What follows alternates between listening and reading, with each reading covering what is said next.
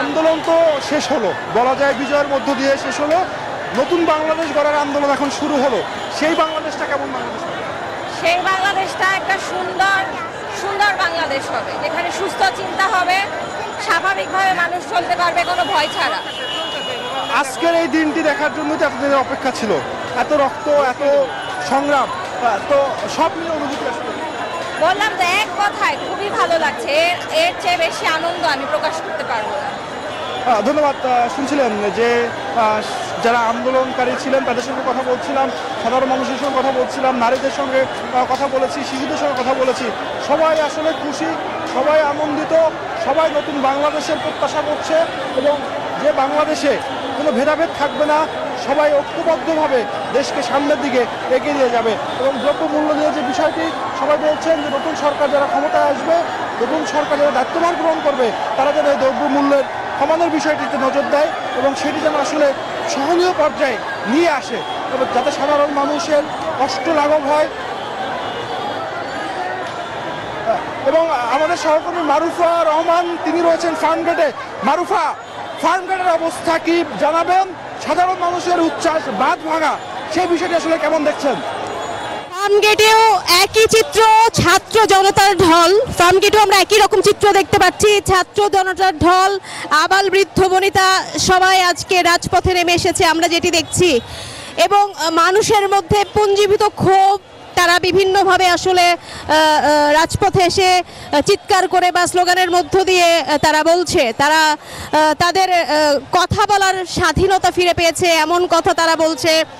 একই সাথে তারা বলছে যে এই গত 1 মাস অনেকে বলেছে তারা ঠিকমতো খেতে পারেনি, ঘুমাতে পারেনি, তারা আজকে এই স্বস্তির নিঃশ্বাস নিয়ে তারা আনন্দ উদযাপন করছে। দিন শেষে সকলেই বলছে এটি জনতার বিজয়। সেই সাথে যারা শহীদ হয়েছে গত জুলাই মাসের আন্দোলনে, সেই শহীদদেরকে শ্রদ্ধা ভরে স্মরণ করছে সবাই।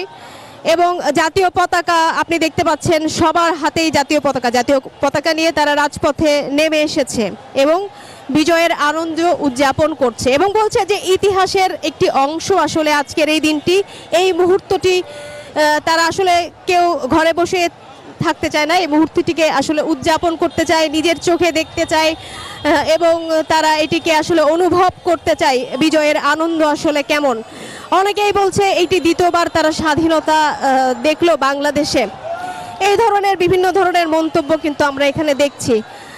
ফার্মগেটে আপনি দেখতে পাচ্ছেন যে গণপরিবহনের সংখ্যা খুবই কম। মানুষ আসলে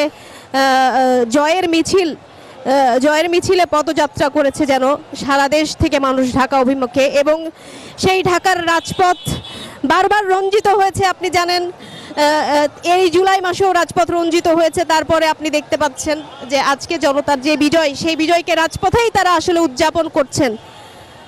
এবং যারা স্টুডেন্ট রয়েছেন, ছাত্র রয়েছেন, তারা বলছেন তাদের শহীদ যারা রাজপথে হয়েছেন, যে ছাত্র জনতা, তাদেরকে তারা শ্রদ্ধা ভরে স্মরণ করছেন। তো সব মিলিয়ে আপনি দেখতেই পাচ্ছেন এখন জনগণ আজকে শুধুমাত্র উল্লাসের দিন।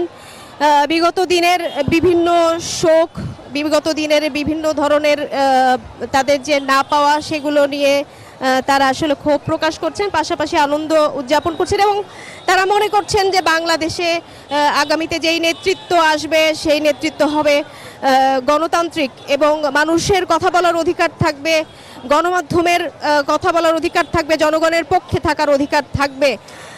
এই ধরনের আশা আকাঙ্ক্ষা আসলে তারা বলছে যে লড়াই আসলে এখনো শেষ হয়নি। লড়াই যখন পুরো গণতান্ত্রিক যে রাষ্ট্র, সেটি যখন কায়েম হবে, প্রতিষ্ঠা হবে, তখনই আসলে লড়াইয়ের শেষ এবং বিজয়, প্রকৃত বিজয় আসলে সেদিনই হবে। তবে আনুষ্ঠানিক শুরুটার উদযাপন আসলে তারা করছে। অনেকেই বলছে বুক ভরে নিঃশ্বাস নিতে তারা এসেছে, পরিবার সহ, ছোট বাচ্চা, বয়স্ক, বিভিন্ন শ্রেণী পেশার মানুষ, প্রান্তিক থেকে শুরু করে শহরের একেবারে আর্থিকভাবে উঁচু শ্রেণীর মানুষ, তারা সকলেই আমরা দেখছি আজকে রাজপথে নেমে এসেছে। এবং অনেকেই বলছে তারা এবার একটি ভোটাধিকার চাই, সুষ্ঠু নির্বাচন চাই, যে নির্বাচনের স্বাদ আসলে একটি প্রজন্ম নিতে পারেনি, তারা সেই নির্বাচনের স্বাদ পেতে চায়। এই ধরনের বিভিন্ন আকাঙ্ক্ষার কথা তারা বলছে। বলতে গেলে সবই রাজনৈতিক, আসলে রাজনীতির বাইরে আসলে কোনো মানুষই না। তাদের যে রাজনৈতিক আকাঙ্ক্ষা, গণতান্ত্রিক যে রাজনীতি মানুষ চায়, সেই রাজনীতির কথাই কিন্তু ছাত্র জনতা আজকে বলছে এবং সেই রাজনীতির সেই দাবি দাওয়া নিয়েই তারা রাজপথে ছিল। এবং আজকে ছাত্র জনতা একই সাথে এখানে দাবি তুলেছে যে আগামীতেও যেন আমাদেরকে, বিশেষ করে গণমাধ্যম কর্মীদের উপর অনেক ক্ষোভ, আপনি এর আগের লাইভেও দেখেছেন। তারপরেও তারা বলছে এর পরবর্তীতে যেন আমরা জনগণের পক্ষে থাকি, জনগণের কথা বলি এবং প্রকৃত ঘটনা যেন তুলে ধরি, এই ধরনের আকাঙ্ক্ষার কথাও বলছে। বলা চলে তারা বলছে অনেকেই এসে, কবি সাহিত্যিক, যে ভাঙা বুকের পাঁজর দিয়ে তারা নয়া বাংলা গড়তে চায়। তারা একটি নতুন শ্রেণীহীন সমাজ গড়তে চায়। আসলে তরুণদের মধ্যে অনেক স্বপ্ন, আমরা যেটি দেখলাম। তথাকথিত যেই রাজনৈতিক সংস্কৃতি আমরা এতদিন দেখে এসেছি, তার বাইরে এসে মানুষ এখন কথা বলছে, তারা দেশকে নতুনভাবে নির্মাণের কথা বলছে। তো সব মিলে ছাত্র জনতার উচ্ছ্বাস এখন ফার্ম গেটে, আমরা বিজয় সরণিতে দেখেছি উচ্ছ্বাস, আমরা তেজগাঁয়ে দেখেছি উচ্ছ্বাস, আমরা দেখেছি প্রতিটি রাস্তার অলি গলিতে, গুলশানের মতো অভিজাত এলাকাতেও আমরা দেখেছি, সেখানেও মানুষ রাস্তায় নেমে পড়েছে।